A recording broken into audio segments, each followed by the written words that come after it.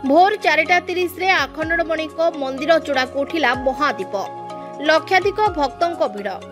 पवित्र जागर यात्रा भक्तमय होई उठितिला आरडी धामर बाबा आखंडमणि मंदिर।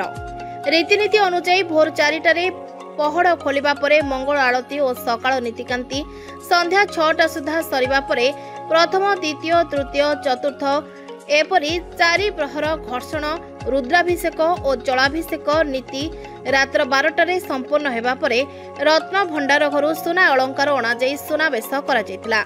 राति 3टारे सुनावेश को सर्वसाधारण दर्शन करिबा परे रात्र 3:30 रु 4:30 मध्यरे षोडश उपचार पूजारे महादीप प्रतिष्ठा और अग्नि संयोग करा जाई 4:35 रे विश्व कल्याण उद्देश्य रे महादीप मंदिर चूड़ाकू उठितिला। आज हूँ पवित्र महाशिवरात्रि।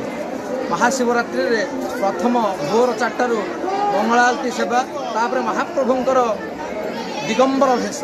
महाप्रभुंर जो दिगंबर भेष पर महाप्रभुंकर गोटे जहाँकि आज दिन मान अन्न भोग हो न था से भोर 4टा समय काक काक हो न महाप्रभुंर खिचुड़ी अन्न गोटे भोग लगे। से खिचुड़ी भक्त माने बहुत सारा लोक भक्त अपेक्षा करते गोटे वर्षर ताटपत्र भले चाहती प्रभुंकर से खिचुड़ी भोग केतबेले लगे। से भोग को समस्त भक्त समस्त श्रद्धालु माने पाती एवं जत्न रे महाप्रभु पादक पाई कुंडल पाई घर को जान। महाप्रभुंकर ये अपूर्व दिव्य दर्शन भक्त माने शांति सुखल करुचंती एवं महाप्रभुंकर जो दीप जालिबा पाई मध्य पंडा घर मानकरे बहु भक्त वर्तमान अच्छी जहा महाप्रभु इच्छा भलरे भलरे महाशिवरात्रि कटु। जय बाबा आखंड।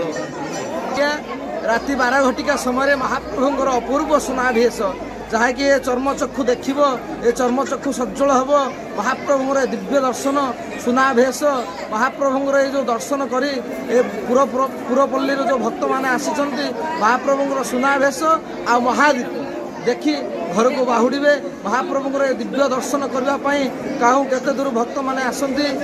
बर्तमान महाप्रभुंर साहन मेलार दर्शन चली बहु भक्त मैंने घर्षण करुँच महाप्रभुंर जो घर्षण दिव्य कुंडजल पाई महाप्रभुंर आशीष कृपा लाभ करुँच। जय बाबा आखंड। भद्रक जिला चांदबाली ब्लॉक आरडी मणिप्रसाद पाढ़ी रिपोर्ट ना ओडिशा। लेटेस्ट न्यूज अपडेट पाई www.naodisha.com को लॉगिन करंतु।